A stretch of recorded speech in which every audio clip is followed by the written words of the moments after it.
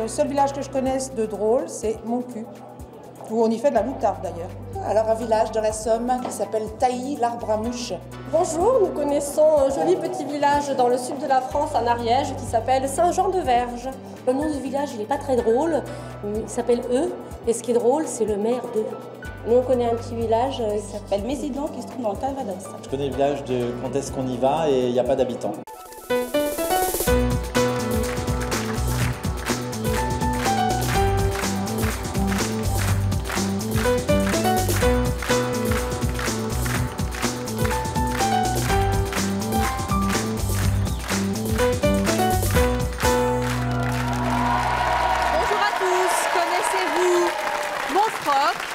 Sercu, Froidcu, Vatan ou Saint-Amand-sur-Fion. Eh bien, ce sont tous les noms de très jolis villages français. Nos invités d'aujourd'hui habitent d'autres villages qui portent des noms tout aussi incroyables. Comment vit-on lorsque son village porte un nom qui prête à rire? Eh bien, c'est ce que nous allons découvrir aujourd'hui.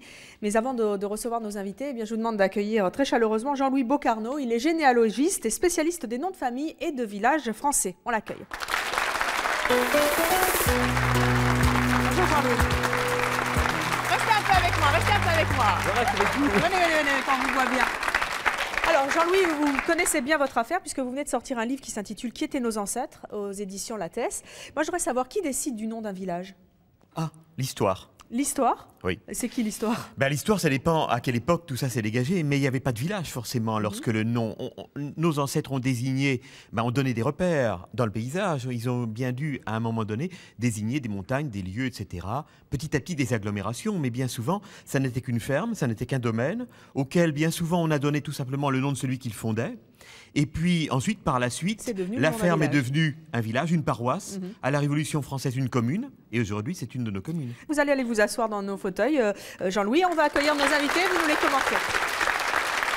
Voici donc nos invités qui habitent dans des villages très très particuliers. Je vous demande tout de suite de les accueillir.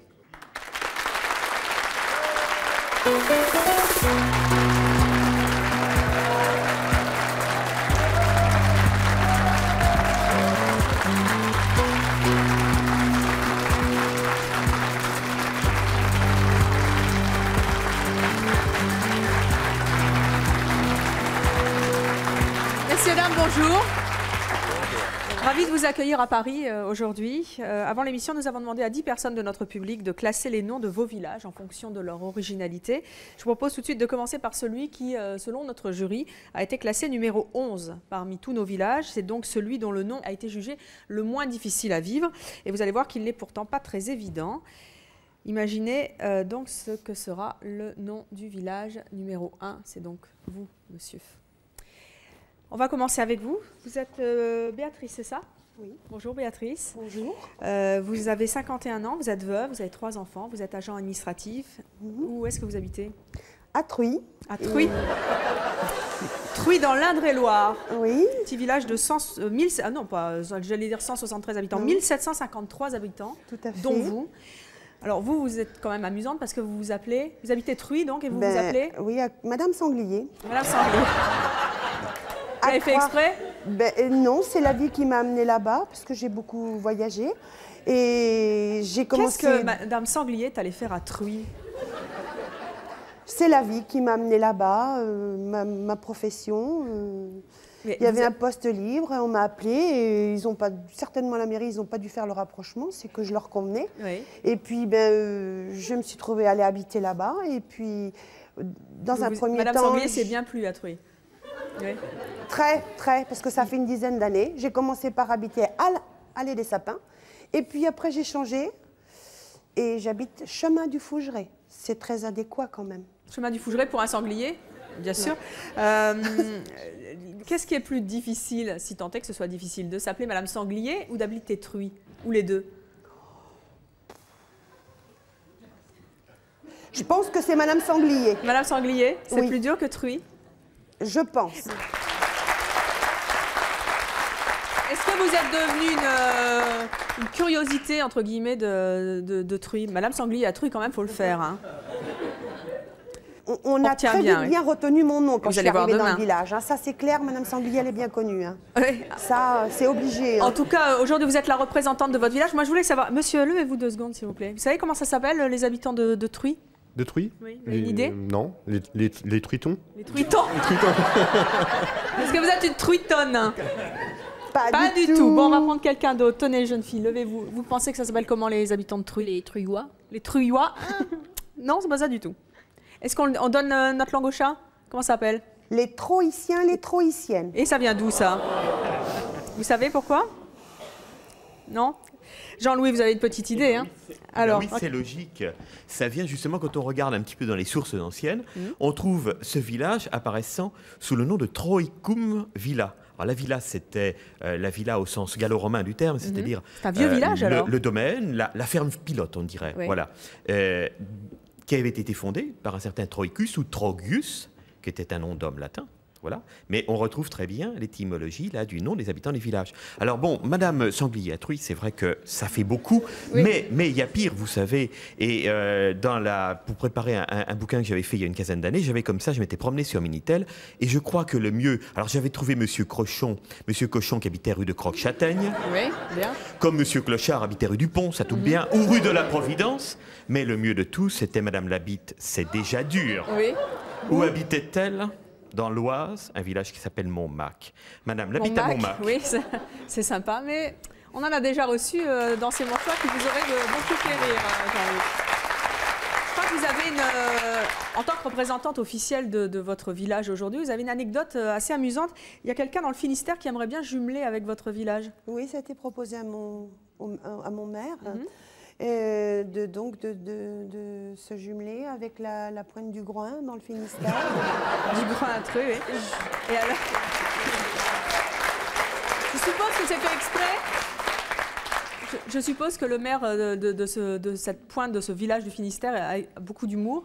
Je pense que oui. Là, je ne connais pas la suite. Hein. Je sais qu'il a été proposé aussi un jumelage avec une petite commune qui s'appelle Gorée-Pyrénées. Je ne sais pas si cela existe ou... Je sais que ça a été proposé aussi. Bon, je ne connais pas l'évolution des choses. Le rassemblement d'un Gorée et d'une Truy, ça peut donner plutôt quelque chose de bien. Voilà. Et vous, il paraît que vous avez une anecdote amusante avec un cochon aussi. Qu'est-ce qui vous est arrivé? Ah oui, depuis 5 ans, notre commune, donc c'est une commune très dynamique où il y a... Vous voyez, pour même pas 2000 habitants, il y a une trentaine d'associations. Et donc, ils sont partis dans un spectacle qui s'oriente vers un mini son et lumière, bon, qui ne va pas rivaliser avec d'autres villes bien connues. Oui. Mais ça prend de l'ampleur. Et donc, là, évidemment, on se sert du nom de Truy et le cochon, qui est donc l'emblème. Les affiches, c'est un petit cochon rose. Et donc, cette année-là, il y avait le thème, c'était sur Charles Martel. Il fallait mettre un cochon. Et donc, le cochon, on est allé le chercher dans un village voisin. Et le cochon s'est échappé. Et il s'est échappé sur un rond-point, pas loin de Tours. Et donc, là, il y avait les gendarmes. Ils ont prêté main forte aux personnes qui sont allées chercher le cochon. Il tournait tout comme ça, tout autour du... Mais les gendarmes donc, sont arrivés à capturer le cochon, mais les gendarmes n'ont jamais su que le cochon, c'était pour la commune de Truy. Oui, parce que sinon, je crois que ça les aurait bien amusés. Ceci dit, Truy, c'est certainement la seule ville où les cochons sont rois, mais bon, ils ne le savaient peut-être pas, ce malheureux cochon. Ouais. À côté de vous, il y a Sophie. Sophie, vous représentez le village numéro 10, celui qui a été classé 10e par nos membres du public aujourd'hui. Vous avez 37 ans, vous vivez en concubinage, vous avez 4 enfants, vous êtes chef d'entreprise et vous habitez... Ma mère vous dirait que je suis allée m'enterrer au Cercueil. Vous avez été Cercueil dans l'Orne, voilà, qui est un tout petit village, alors 150 habitants. Oui, c'est un Qu'est-ce que vous êtes allé faire dans cette galère? Eh bien, je suis allée me sortir du monde des morts vivants. C'est-à-dire, racontez-nous ça. C'est-à-dire qu'auparavant, je vivais en région parisienne, oui, un petit peu à l'étroit. Et comme le Cercueil est un village adorable en plein parc naturel Normandie-Maine, j'ai pris tous mes aises et ça m'a permis de créer une entreprise de communication et développement d'entreprise qui s'appelle... Ah oui, mais comment on fait justement quand on est dans la communication, quand on habite Cercueil, on s'en sert? Beaucoup. Oui, ça marche? Ça c'est pas un repoussoir, Cercueil, hein? Pas du tout. Bah, les gens ne vous oublient jamais. Oui, ça, je me doute. Déjà, moi, ça m'a servi à plusieurs reprises, notamment une fois où je m'étais fait arrêter par la gendarmerie nationale entre Étampes et Fontainebleau. Et je vois des motards qui me doublent, qui me forcent à m'arrêter. Et un monsieur pas très gai ce jour-là, et qui me dit « Bonjour madame, ça vous arrive souvent de rouler à tombeau ouvert ?» Alors, je n'ai pas osé rigoler, mais c'est vrai que ça commençait à monter un peu. Et là-dessus, il regarde ma voiture, qui était une BX un petit peu pourrie. Et il me dit, et en plus, dans une voiture qui ressemble à un tombeau roulant. Alors là, j'étais affolée. Et il me demande vos papiers. Donc là, je commençais à me dire, ça va être une contravention épouvantable. Surtout que mes pneus devaient être un peu lisses. Et je le vois qui écarquille les yeux, qui part en arrière. Je regarde dans le rétroviseur et il était mort de rire avec son collègue. Mort de rire, c'est le cas de le dire. Et vous avez verbalisé? Voilà. Alors il est revenu à ma hauteur et puis il m'a dit, vous habitez vraiment le cercueil? Je lui ai dit oui. Il me dit, bon bah c'est bien assez circulé. Est-ce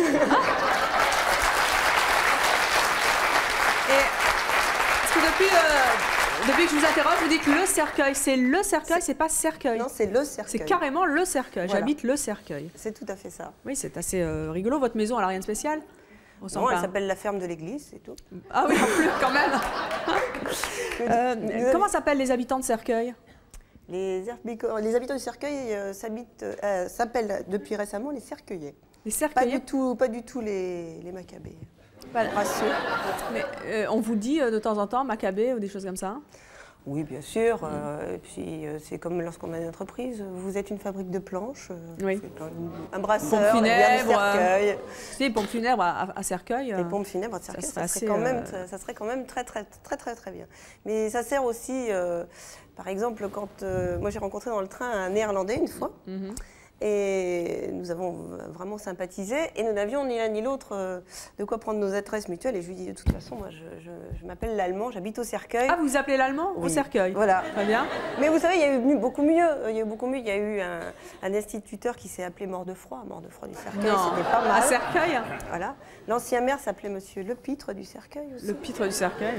Donc, voilà. Et donc, ce Néerlandais m'a retrouvé un an après. Facilement? Oui. L'Allemand à Cercueil, c'était facile à trouver. Voilà. Jean-Louis, c'est quand même curieux, hein, ces noms de villages comme ça. Cercueil, ça vient d'où?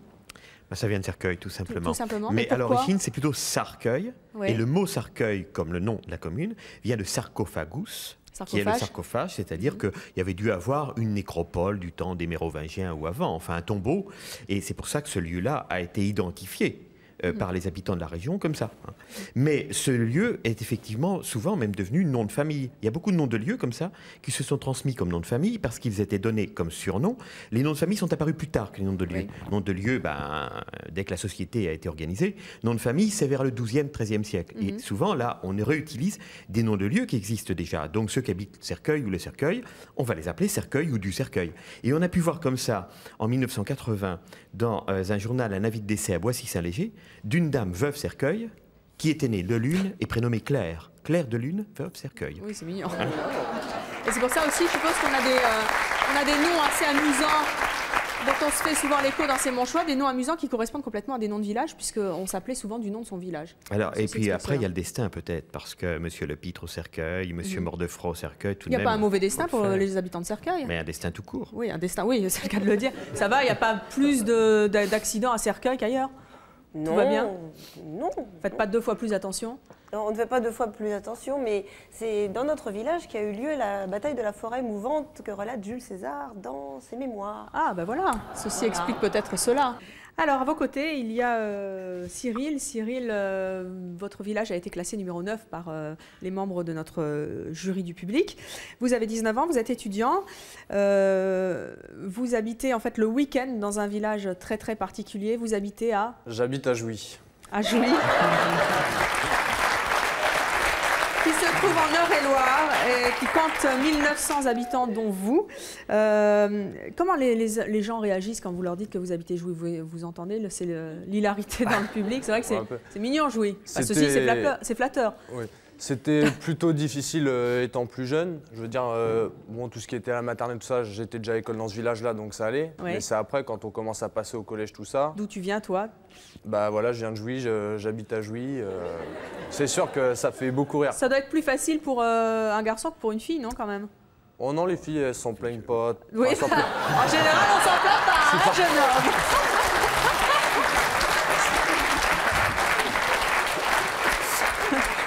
J'en connais qui habitent dans mon village, elles se sont jamais plaintes de Oui. qu'elles avaient des difficultés ou quoi que ce soit. Rajoutez-en Je veux dire, là-dedans. même moi, j'ai jamais eu de problème. Vous vous en plaignez pas non plus. J'assume totalement, quoi. Vous n'avez pas de problème de ce côté-là, j'entends bien, Cyril. Non, non. Bah, 19 ans, ceci dit. Comment ça se passait à l'école, justement? Ça donnait c'était l'objet de beaucoup de canulars entre gosses. Bah, principalement celle-là. On me dit t'habites où? Je dis j'habite à Jouy. Ils me disent ah bon, bah t'habites Jouy? Bah, je dis oui. Et alors, vous y avez droit après? Ah oui, ça, on y a le droit, oui. Et oui? Puis bah, les gens, la façon dont ils nous appellent, je veux dire, notre nom à nous dans notre village... Ne le dites pas. Hein. Je le dis pas, je dis rien. Je vais demander... Alors, madame, tenez, levez-vous, s'il vous plaît. Vous avez une petite idée du nom des habitants de Jouy? Comment on les appelle? J'aurais pensé à Jouillien ou Jouillard, j'arrive pas à le dire. Jouillard, hein. Oui. C'est pas ça, jeune fille. Alors, moi, je pensais aux Jouissiens. Jouissiens? C'est pas ça non plus. Un garçon, peut-être. Tenez, monsieur, là. Vous avez une petite idée? Les jouisseurs. Les jouisseurs. Ah, voilà. Ça. Je savais bien qu'il y en avait un qui allait me sortir, hein. Quelle est la réponse, Cyril? Eh bien, c'est pas ça du tout. Ce sont les joviens et les joviennes. Oui, c'est jovial, en fait. Voilà. Hein. Ça vient d'où, Jean-Louis? Oui, c'est logique. Il y a bien du jo ou du go. Autrefois, c'était du godiacum ou jodiacum. Et ça vient là encore d'un nom d'homme latin, hein, godius. Oui. Mais ces jodiacum donnent des jouets, jouer les tours. Oui. Il y a plein de noms de lieux qui sont joués, jouis, etc. Rien en général. Rien à voir avec la jouissance, en fait. Non, rien à voir avec la jouissance. Comme quoi, hein, comme quoi. Mais, et évidemment, plein de petites anecdotes. Je me rappelle d'une coupure de presse avec une manchette dans la République du Centre. C'est ça, votre région, ça, hein, voilà. En 1995, il y avait eu un pèlerinage, on avait promené une vierge à droite, à gauche, et le grand titre, c'était « La Vierge à Jouy ». Oh. Il y avait un accent. La presse quotidienne régionale est facétieuse, n'est-ce pas? Alors, et au fait, vos petites amies, quand vous les ramenez, ça se passe comment? Ça se passe très bien. Elles ont tout de suite la banane dès qu'elles arrivent au village. Ouais. Eh bien, c'est fantastique. À votre côté, il y a Yvon. Bonjour Yvon, vous êtes le représentant du village qui a été classé numéro 8 par les membres de notre public aujourd'hui. Vous avez 45 ans, vous êtes marié, vous avez 5 enfants, toutes mes félicitations. Vous êtes chauffeur de poids lourd. Où est-ce que vous habitez donc? À Messin. À Messin. Alors, oserais-je dire quand même, Yvon, un chauffeur de poids lourd à Messin, franchement, il y a quoi comme calendrier dans votre cabine, hein? Il y a vos seins. C'est pas ça?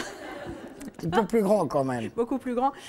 Vous êtes fier d'habiter un village qui s'appelle Messin? Ouais. Ça doit être rigolo quand même avec les copains, quand vous vous rencontrez. Bah, surtout avec mon métier. Je fais la ligne des Vosges, alors je fais souvent pousser Messin. Vous aimez ça? Alors on va demander justement comment ça bête les habitants de Messin. Tiens, je suis sûre que les garçons vont être loquaces là-dessus. Levez-vous. Je sais pas moi. Messin. Messin, toi.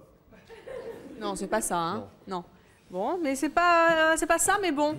Tenez, jeune homme, comment ça s'appelle les habitants de Messin? Des Messinois. Ah, c'est presque ça. Ce sont les Messinois. Messinois, ben oui, voilà. Messinois. Jean-Louis, pourquoi est-ce qu'il y a une ville qui s'appelle Messin? Ben ça, c'est très dur. C'est très flou, il y avait des noms d'hommes, Missin, Missus, apparemment ça vient de là, mais on n'a pas beaucoup d'informations sûres. Hein. C'est germanique. Apparemment un Missus. Pardon? C'est germanique. C'est germanique, oui. Alors, vous avez des Missi, des Missos. Ouais. Mais bon, c'est vrai que dans toute cette zone-là, c'est la zone très frontalière du point de vue linguistique. Hein.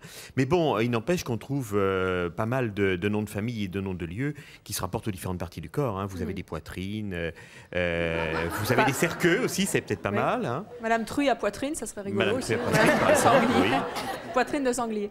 Et madame, pardon? Le dernier m'a échappé. Je disais cercueil. Cercueil, oui. Vous avez la touffe aussi. Oui, c'est mignon. Hein, le bouchon. Oui. Oui. Et tout ça, c'est toujours tout bête. La touffe, c'était une petite touffe d'arbrisseau qui poussait. Hein. Le bouchon, c'était le buisson. Alors, à côté de vous, il y a Jacques, représentant du village numéro 7. Jacques, bonjour. Vous avez 56 ans, vous êtes marié, vous avez 3 enfants, vous êtes maître de conférence. Où habitez-vous? J'habite à Chilleur-au-Bois. Chilleur-au-Bois. Et en fait, ça s'écrit Chilleur. Chilleur-au-Bois. Quand on va vite, ça fait Chilleur-au-Bois, quoi. Chilleur-au-Bois, oui. Chilleur-au-Bois. Ouais. Alors vous êtes extraordinaire. Votre femme également. Où êtes-vous né, Jacques? Moi, je suis né à Celles. À Celles. Et votre... Sur Cher. Et c'est pas fini.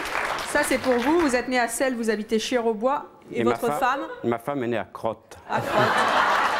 Alors là, Jean-Louis, c'est un peu la totale. Hein. Mais à Crotte-en-Pithiviers. À Crotte-en-Pithiviers, oui. Voilà, c'est bien connu. Et une année, dans la presse locale, on avait noté que les gars de Chilleur-au-Bois avaient été interceptés par les gendarmes de Crotte. Oh, mon Dieu! Un samedi soir, le contraire. Le contraire. Ça doit arriver de temps en temps. Mais tout ça, ce sont les noms classiques. Alors, Celles. Celles, ça vient, c'est comme le cellier, ça vient d'une chambre de provision qui était celle d'un monastère, d'un petit bâtiment à côté d'un monastère. Voilà. Et je connais même en Saône-et-Loire, pas très loin de chez moi, il y a 2 petits hameaux qui s'appellent Celles d'en haut et Celles d'en bas. Ça fait toujours marrer. À ce propos-là, je vous citerai d'autres choses qui sont pas mal non plus. Crotte. Oh, bah, vous pouvez maintenant, hein? Non, on attend parce un que peu. je pense qu'on aura d'autres occasions. Tout à l'heure, vous allez nous faire des révélations. Ouais. Crotte.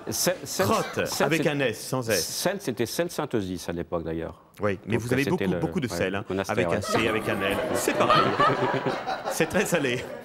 Bon, ce qui n'a rien à voir avec le sel. Bon, les crottes, parlons-en. Oui. Non, non, mais ne riez pas, c'est inoffensif. Oh, mais si, attendez, c'est inoffensif. On rajoute un P et tout va mieux. Parce que on rajoute un P, ça vient de cropte.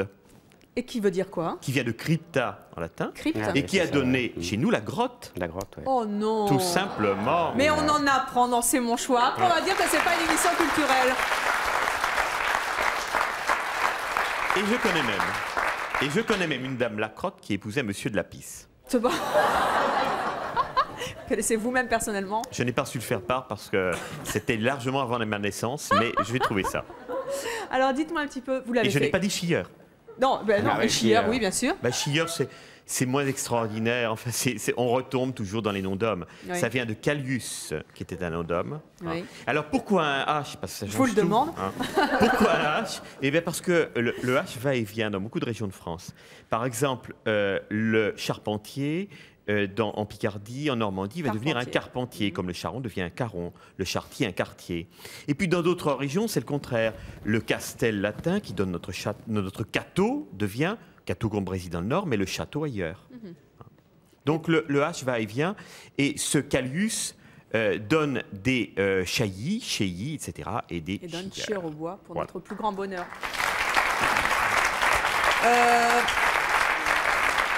Jacques, comment les gens réagissent quand, en plus vous êtes maître conférence, quand vos étudiants apprennent que vous habitez Chilleur-au-Bois? On n'évite pas, hein. Moi, j'assume depuis. Hein. De toute façon, c'était pas mon choix au départ. Oui. Hein, c'était difficile? Non. Ben, j'y suis allé par amour en plus. Hein. Pour votre femme? Pour Madame Crotte? Pour Madame Crotte, Alors, visiblement, ça m'a porté chance, vous voyez, parce que j'ai une femme sympathique, j'ai eu des enfants sympathiques. Trois enfants, et puis j'ai un métier où je me plais bien, donc il n'y a pas... quand on a marché dedans, finalement... Oui, c'est le cas de le dire.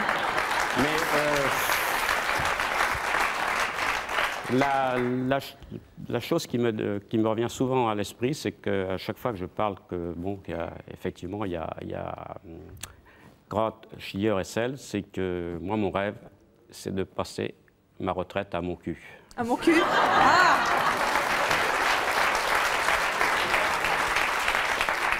Alors, Evelyne. Le dieu de la télévision a peut-être exaucé votre rêve tout à l'heure. Je connais à mon cul, sur le sentier de grande randonnée 5, dans les Alpes, qui n'est pas très loin du Mont-Cenis. Et pour aller à mon cul, ça vous plairait, monsieur. Pour aller à mon cul, on passe par 3 petits bleds, 3 petits hameaux, qui s'appellent la fesse d'en bas, la fesse du milieu et la fesse d'en haut. Il y a décidément beaucoup en bas, beaucoup en haut.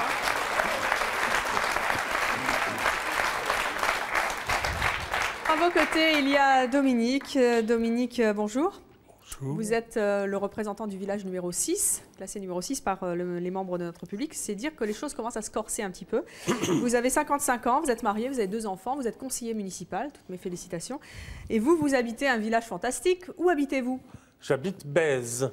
En Côte d'Or, 700 habitants. Oserais-je dire 700 heureux habitants? Si on doit faire des statistiques sur les fréquences des relations sexuelles, il faut aller chez vous. Ça va, tout se passe bien là-bas? Tout se passe très bien. Bon. Comment réagissent les gens quand vous leur dites que vous habitez Bèze? Eh bien, ils ont souvent beaucoup de mal à le dire. Alors, ils me disent « Ah, Bèze » et nous insistons non, Bèze. Avec l'accent. On va demander les habitants de Bèze, tiens. Oh, madame. Les habitants de Bèze, ils s'appellent comment? Les baiseurs, je pense. Les baiseurs? C'est pas ça. Venez, jeune fille. Les habitants de Bèze. Les Bézois. Ah, ben voilà, c'est ça. Hein, ce sont les Bézois. Tout à fait. Ça, c'était la question qui fâchait ma femme, surtout quand on lui demandait avec un petit air égrillard « Mais comment s'appellent les habitants de Bèze ?» Et elle avait l'habitude de répondre « Eh bien, ça dépend de leur âge. » Et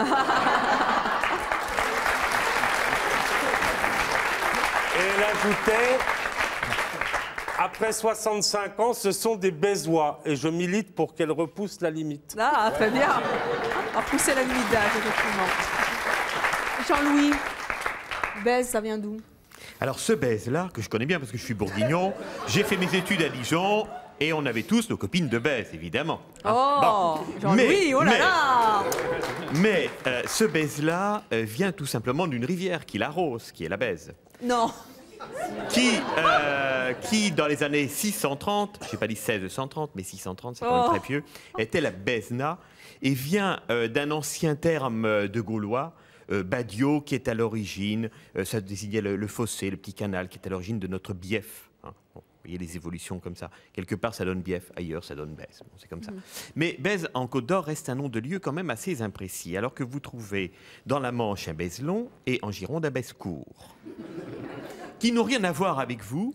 Là, ce sont des Bèzes qui viennent du boulot, pas du boulot du travail, mais du boulot l'arbre, qui se disait Bétulus en latin et qui donne beaucoup de noms de lieux, comme Superbès, Bès. Hein. Il y a une petite différence de prononciation. Et puis des Bèzecourts qui désignaient la cour de ferme, c'est-à-dire le domaine avec des bouleaux, et des Bèzelons qui désignaient là en Normandie le bois des bouleaux. Rien à voir avec ce... Non mais on y soit qui mal pense. Voilà, bien sûr. Honte à moi. Béatrice, vous préférez habiter Truy ou Bèze? Je préfère Truy. Chacun sa Truy et chacun son Bèze, alors très bien. À vos côtés, il y a... Oh, monsieur le maire, je suis vraiment ravie de vous accueillir.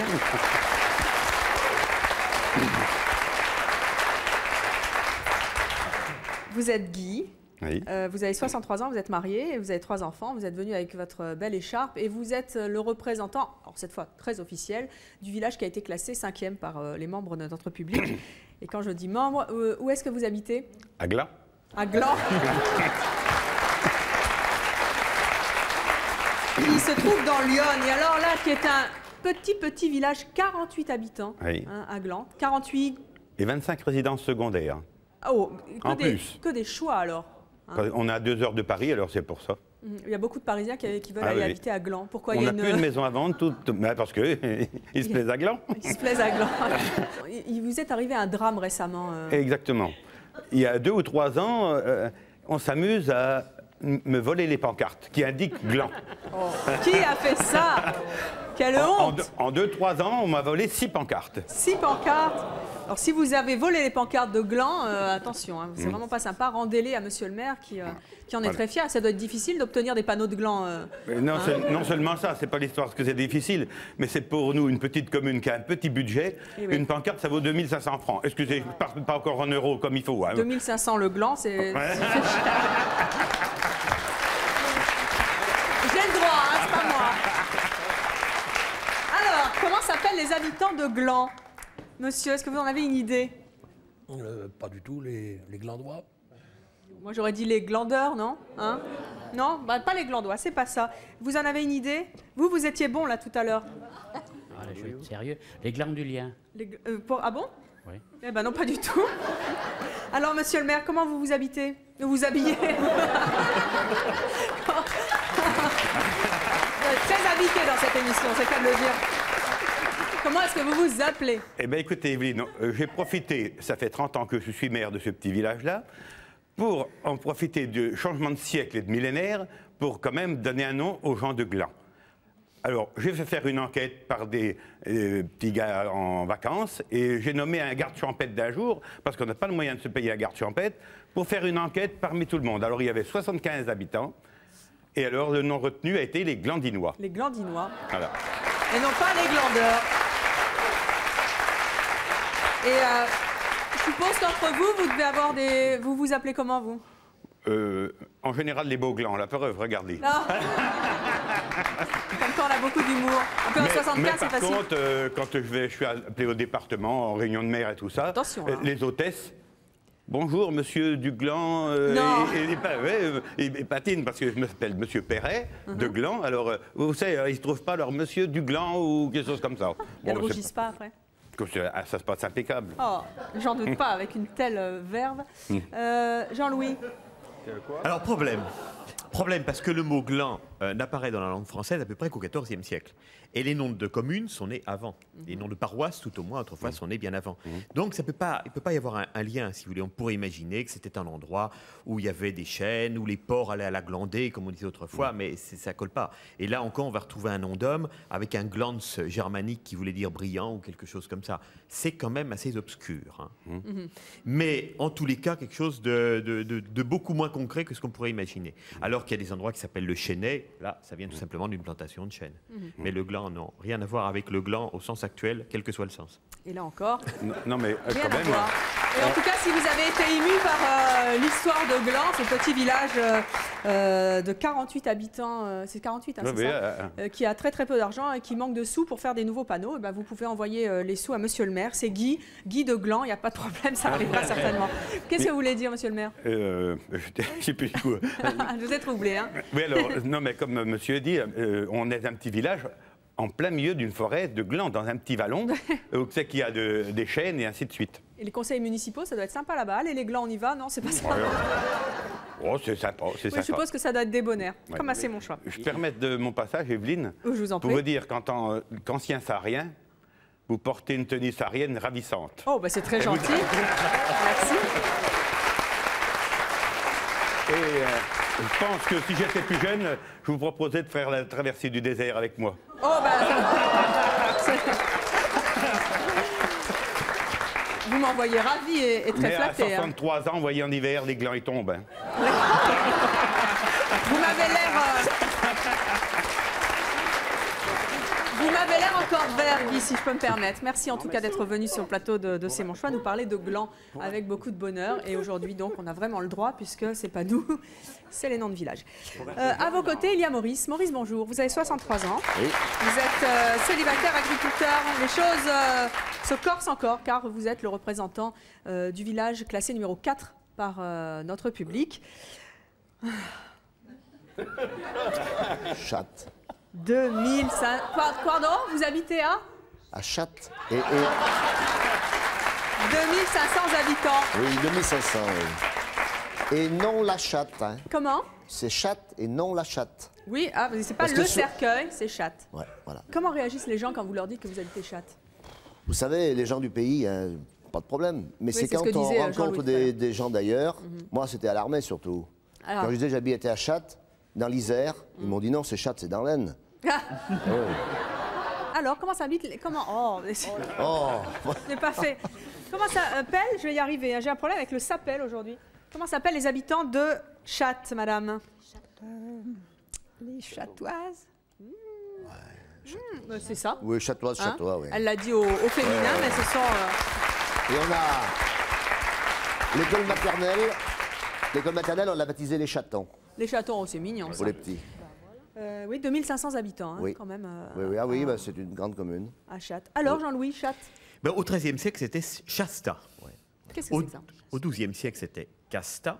Alors on a raconté qu'il y avait eu des monastères, un monastère de religieuses, et que c'était histoire de chasteté. Je pense que vous n'y croyez pas, il ne faut pas y croire du tout, c'est n'importe quoi.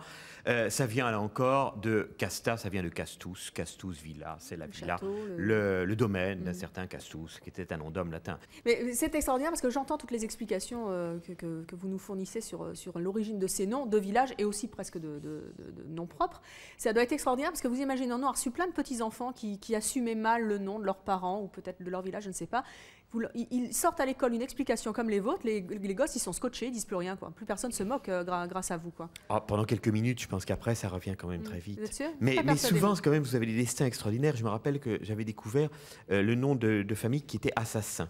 2-S-A-I-N-T, mais enfin peu importe, phonétiquement ça donne Assassin. Et je m'étais dit qu'est-ce qui pourrait être marrant. Évidemment, il pourrait y avoir certaines adresses. Et j'avais regardé, et en allant sur Minitel, j'en avais trouvé un qui habitait au 21 de sa rue. Rue Chevreul, en région parisienne, l'assassin habitait au 21. Eh bien, c'est le destin. C'est bien ça. Ça ne s'invente pas. Un dernier mot sur Chat. Une commune très active, beaucoup d'associations, et ça va bien. Parfait. Le Chat, voilà, vous savez, oui. Nous, on est habitués à ce nom et ça en fait sourire. Eh bien, on ira vous voir à Chat. Si vous ne savez pas quoi faire pendant les vacances, allez à Chat. L'ancien maire est sympa. À vos côtés, il y a Daniel. Daniel, bonjour. Bonjour. Nous arrivons donc dans le trio de tête. Vous êtes le représentant du village qui a été classé numéro 3 par les membres de notre public.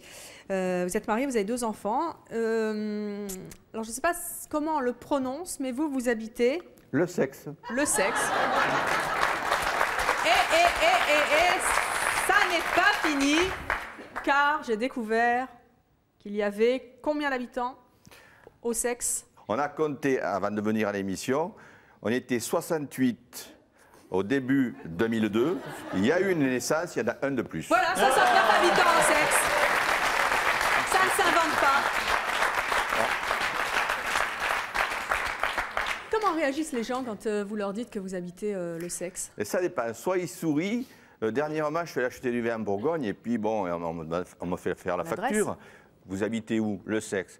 Et la femme qui était un peu excédée parce qu'il y avait beaucoup de monde, elle m'a dit écoutez, moi j'ai pas envie de rigoler maintenant, je dis je veux sortir la carte d'identité.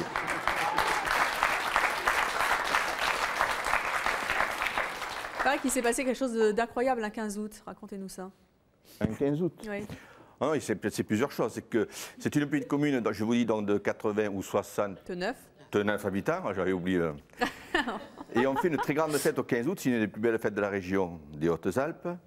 Et on appelle ça le sexe en folie. Non. Ah oui. Mais seulement, il faut qu'on laisse toujours quelqu'un au pied de la pancarte, parce qu'on veut toujours nous la faucher. Et comme le monsieur, là, on n'a pas beaucoup d'argent, mais même à la pancarte, le sexe, on nous l'a volé l'année dernière. Oh non.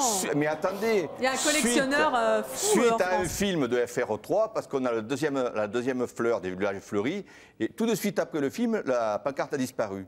Alors j'ai cherché un peu par là ce matin, mais bon, je ne l'ai pas trouvé.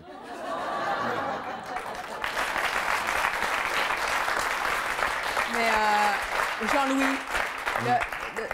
une opération qui s'appelle le sexe en folie au sexe, c'est quand même donner des verges pour se faire battre. Je proposerais à messieurs les maires des petites communes qui n'ont pas de budget de quasiment mettre en vente leurs panonceaux, non? Leurs panneaux. Ça ne pourrait pas se faire. Aux enchères, mais oui, vous auriez un magasin dans la commune qui vendrait les panneaux, les gens viennent se faire photographier devant à tant d'euros la photo, etc. Il y a une idée à creuser, sûrement. Surtout si c'est le sexe fleuri, là. Mais alors, bon... D'où vient le sexe? Peu importe son orthographe. D'où vient le sexe? Vaste question. Avant le XVIe siècle, il n'y avait pas de sexe dans notre langue. Pourquoi? Je ne sais pas. Parce que surtout, on lui donnait d'autres mots, d'autres noms. On parlait surtout du vite. On avait un grand vite, un petit vite. Bon, il y a l'histoire de vite dans la littérature médiévale. Bon, où on parlait, on lui donnait des tas d'autres mots, mais sexe, non. Donc ça ne peut pas venir de là, bien évidemment. Puis on se demande bien pourquoi ça viendrait de là. Quand on regarde bien, on le trouve en 982. Oh, quelle précision. Dans un cartulaire très ancien, sous la dénomination Cicéiaco, avec 2 S. Quesaco, Cessius avant. Cessius, c'est encore un nom d'homme qui vient de Sextus. Et Sextus, c'était le 6e. Voilà. Mais enfin, il faut savoir que le sexe est un très charmant village, il est tout en longueur. Le sexe tout en longueur. Et il y a beaucoup de champignons et on attire beaucoup de personnes.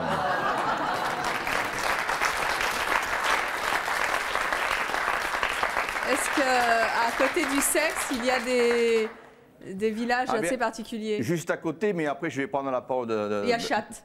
Non, il n'y a pas chatte. Il y a mon cul. Non! Oui! C'est pas vrai. Mais entre mon cul et le sexe, il y a serre et l'épine. Oui, Maurice. Ce monsieur a travaillé pendant 5 ans dans le barrage de mon village. On vient de se rencontrer ici. C'est pas vrai. Oui. Vous voyez comme quoi, Je le rapprochement... Je suis allé gober un œuf chez lui. On s'est retrouvés là. Vous voulez pas faire un jumelage? Non, avec madame. Ah, ne dites rien. Monsieur, bonjour, levez-vous. D'après vous, les habitants de Sexe s'appellent? Les sexois? Oh, mais ils sont forts là, dans le public de ce monde. On ne peut rien leur cacher. Eh oui, pas les sexistes. Non. C'est bien les sexois, oui. Ça, pour les adultes. Bien sûr. Pourquoi? Les enfants? Parce que les enfants, ils appellent les morpions. Et c'est vrai. C'est vrai? Les gosses s'amusent beaucoup avec ça. Oui, Jean-Louis. Oui, je ferais bien un petit commentaire. J'ai entendu l'épine tout à l'heure. Oui. Bah, c'est un nom courant, nom de famille ou nom de lieu. Très qui courant, tout simplement vient. beaucoup. Mais oui, mais ça vient tout simplement d'un buisson d'épines. Et je sais plus, je crois que c'est en Lorraine. Vraiment, on a l'esprit mal placé quand même. On a l'esprit mal placé. Et alors, imaginez le buisson d'épines sèches. Il s'est appelé Sèchepine et il y a des gens qui aujourd'hui portent ce nom-là comme nom de famille, monsieur et madame Sèchepine. Oh, on n'en a jamais eu, tiens. Si vous appelez Sèchepine, venez donc à C'est mon choix. On vous recevra avec beaucoup de plaisir. Daniel, bonjour, vous avez 50 ans. Bonjour. Vous êtes marié, vous avez un enfant, vous êtes commerçante. Vous êtes la représentante numéro 2 de notre plateau. Et oui. C'est d'ailleurs assez curieux. On va en parler avec Jean-Louis de ce classement qui est un peu curieux. Vous habitez Poil. Poil dans la Nièvre et il y a 189 poils. Oui. Et je ne dis pas comment il s'appelle pour l'instant, Ben on va faire deviner dans notre tout public. à fait. Alors, est-ce que vous êtes étonné d'avoir été classé numéro 2? Oui et non. C'est dur à porter, poil? Pas du tout. Non? Pas du tout, du tout. Qu'est-ce qu'on vous dit souvent? On est bien à poil, on dort à poil, on mange à poil, on fait tout à poil. On est à poil. On est à poil, on se marie à poil. Je me suis mariée à poil. Pas du tout. D'ailleurs, il y a un monsieur qui disait je me suis mariée à poil, les deux mains dans les poches. Oui, sympa. Quand vous êtes commerçante, je tiens l'auberge à poil. Oh. Oui, bien sûr. Et sur vos dépliants ou sur votre façade ou sur votre menu, vous faites des trucs un peu rigolos? Non, quand même. Enfin, rigolo, déjà par le nom, quand les gens viennent manger, ça suffit. Hein. Ils rentrent dans l'auberge. Oui. Ils rentrent dans l'auberge, ils disent aujourd'hui on va manger à poil. Oui, mange à poil. Et le poil dans la soupe, on vous l'a déjà fait? Pas trop, non. Pas trop, non, c'est pas le genre de la maison. Non, c'est pas le genre de la maison. Est-ce qu'il y a des naturistes à poil? Non, mais dans le village à voisin. C'est pas vrai? Oui, on a un camp de naturistes. Non. Si. Oh, on aurait dû filmer ça. Et on aurait dû avoir un camp de naturistes à poil. Comment? On aurait dû l'avoir à poil. C'est pas vrai. Et qu'est-ce qui s'est passé? Non, mais rien. Il s'est rien passé de spécial. Mais pourquoi on ne l'a pas eu à poil? Il aurait fallu batailler sec pour avoir les naturistes à poil. Ça aurait été quand même une campagne de pub extraordinaire. Oui. Toute faite. Oui, tout à fait. Poil, Jean-Louis? Moi, poil, je connais bien parce que j'habite à 30 km. J'ai une maison à 30 km. Non. Et alors, mais je connais le truc. On a des amis qui passent leurs vacances à poil. Voilà. On a des amis qui passent leurs vacances à poil dans une belle maison, un peu château, mon cheval, mon château, merde quoi. Et un jour, dans une soirée marisienne, qu'est-ce qui se passe? On discute avec quelqu'un et il s'avère très vite qu'il connaît ses amis en question. Ah oui, les intels, ah oui, on les connaît très bien, ils nous ont reçus à poil pendant l'été. Ah, vous imaginez? Et là, on a dit, mais si, ah oui, tout le monde était à poil, les petits enfants étaient à poil, oui, etc. Bon, c'est quand même très, très marrant, ça surprend toujours. Alors, je crois qu'on va téléphoner dans la cabine du téléphone et on dit, voilà, je te téléphone, je suis à poil, etc. Voilà. Enfin, et ça vient d'où, poil? Ça vient de Poyo ou Podio. Qu'est-ce que c'est? Et qu'est-ce que c'est? Podium. Poil et ses habitants. Alors, qui j'ai demandé ça? Madame, vous avez une idée? Comment s'appellent les habitants de Poil? Je dirais les poilus. Les poilus? Ah oui, pourquoi pas? Oui, c'est bien trouvé, mais c'est pas ça. Et vous avez une idée? Savez-vous? Non? Les poils? Aucune idée, non. Ah, surtout que c'est dur, c'est très très difficile. Alors, on donne notre langue au chat. Les Pixiens. Les Pixiens. Alors, Jean-Louis? Alors là, attendez. Ça, c'est depuis Internet, non? C'est depuis Internet, les Pixiens. Non, ce poil, c'était Pixia. Ah, oui. Aussi. Ça devait être en latin, je suppose. Oui, peut-être, je ne sais pas. Et alors, je suppose que pour celui qui arrive en tête, aujourd'hui, les panneaux doivent disparaître à vue d'œil. Et quand je parle de vue d'œil, c'est un euphémisme. José, vous avez 53 ans, vous avez 2 enfants. Alors vous êtes en plus extraordinaire parce que non seulement vous êtes maire adjoint de votre village, mais en plus vous êtes facteur. Alors vous êtes vraiment aux premières loges et vous habitez à... Montcuq. Qui se trouve dans le Lot, petit village de 1400 habitants. Alors, vous avez été classé numéro 1. D'abord, ça vous étonne? Non, pas du tout. On a l'habitude. Vous avez l'habitude? Oui, parce qu'à Montcuq, ça prête... On dit Montcuq, on ne dit pas Montcuq. Hein? Montcuq. Mais souvent, les gens qui arrivent à Montcuq, les touristes, disent mon cul. Oui. Et ça fait rire. Les gens, on a beaucoup d'anecdotes de ce côté-là. Allez-y, Parce qu'on a souvent sur les panneaux de Montcuq, on trouve des touristes qui font baisser le pantalon à leur femme et qui prennent des photos derrière. Ça, c'est pas joli. Si. Il y a beaucoup de gens, et surtout les panneaux chez nous, c'est tous les ans qu'il faut renouveler le stock. De panneaux de Montcuq. Oui. Parce que Montcuq est un village touristique de 1400 habitants qui est sur le chemin de Saint-Jean-de-Compostelle. Oh, en plus. Où c'est une halte pour les pèlerins. Oui. Et tout le bonheur... Tu vas en pèlerinage à Montcuq, super. Montcuq est un village médiéval où domine une tour du XIe et XIIe siècle, où toutes les maisons sont en colombage. Et Montcuq est très étroit. Et quand les touristes rentrent de Montcuq et qu'on découvre la pierre de Montcuq, quand on découvre toutes ces ruelles, l'arrêt de Montcuq, c'est là où on prend la photo. On a un marché le dimanche matin, l'été, où il y a 2 ou 3 000 personnes sur un village de 1400 habitants. Et on a tous les gens du pays, les agriculteurs qui viennent vendre leurs produits. Et vraiment, le melon de Montcuq, ça doit être bien. C'est le melon du Quercy. Oui. On a le coteau du Quercy, le vin du coteau du Quercy, le vin de Cahors, la truffe. On a le pastis chez notre boulanger, on a le foie gras, le canard, tout le bonheur est dans l'assiette. Tout le bonheur est à Montcuq, on avait bien compris.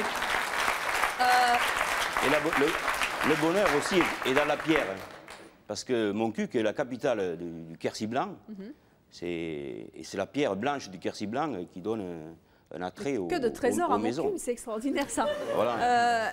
Et tout le bonheur est à Montcuq. On n'en doute pas. Vous êtes facteur. Oui. Alors des noms à Montcuq, vous devez en avoir. Alors il paraît qu'il y avait une dame qui s'appelait comment? Ben, un jour, on a eu, en tant que maire adjoint, on a reçu une dame. Puis j'avais vu à la poste passer une lettre. La nouvelle perceptrice s'appelait Madame Larrey. Madame Larrey.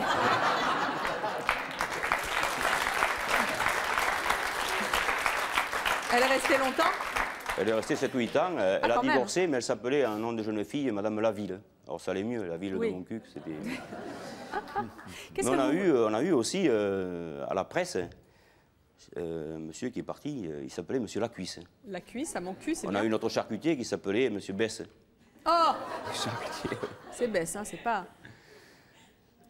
qui voulait se marier avec Montcuq? Oh, il y a des candidats et des candidates. Hein. Vous êtes partant? Ma retraite à Montcuq, moi. C'est ça, c'était votre retraite. Hein, voilà, ben vous voyez. Non, mais j'ai pris contact déjà avec José. Là. 1400 habitants bientôt, enfin 2, plus les enfants qui viendront. Il n'y a pas de souci. Oui? Le secrétaire de mairie qui a créé la fête des andouilles et des cornichons, dans les années 70, voulait absolument jumeler notre village avec Montcuq. Oui. Et comme ça ne s'est pas fait, finalement, nous nous sommes jumelés avec Bèze en Wallonie. Mais bien sûr. Alors Jean-Louis, d'où vient Montcuq? Montcuq. Alors, Montecucco, en 1257, Montecucco, tout est dit, hein. C'était bien Montcuq depuis l'origine, sauf que Cuq, prononce le Cuq, hein, c'est bien comme ça, désignait la hauteur arrondie, la colline arrondie depuis les temps les plus lointains. Mais c'est ce qui est à l'origine, c'est le nom de, si vous voulez, ce toponyme qui est un nom de lieu, mais c'est cette idée-là qui est à l'origine de l'appellation de notre partie charnue. C'est bien une hauteur arrondie. Oui. Hein. Dans ce cas-là, c'est le nom de village, on pourrait dire, qui est à l'origine du nom commun. Est-ce que vous vous battez, parce que depuis tout à l'heure, je dis pour faire un trait d'esprit vraiment léger. Mon cul. Est-ce que vous vous battez pour qu'on prononce bien le cul de Montcuq? Oui, bon, on dit Montcuq, les habitants de Montcuq disent Montcuq. Oui, mais ça vous énerve quand on ne le prononce pas? Non, pas du tout. Non, parce que on dit bien le coq, on ne dit pas co. Pourquoi pas. Et les habitants de Montcuq s'appellent les Montcuquois et les Montcuquoises. Voilà, que nous saluons. Il faut aller voir car effectivement c'est un joli village. Jean-Louis, je vous remercie de tous les enseignements que vous nous avez donnés avec beaucoup d'humour. Merci. Je rappelle le titre de votre livre qui s'intitule Qui étaient nos ancêtres aux éditions La Tête. Je suppose qu'il y a autant d'humour que vous en avez eu sur ce plateau. Il faut se précipiter pour le lire. Merci d'avoir été avec nous. Merci à tous nos invités d'être venus nous parler de ces beaux villages de France qui font notre réputation partout dans le monde. Merci à tous. Merci Monsieur le maire. Merci à notre public et merci à vous de nous avoir suivis comme chaque jour. À bientôt.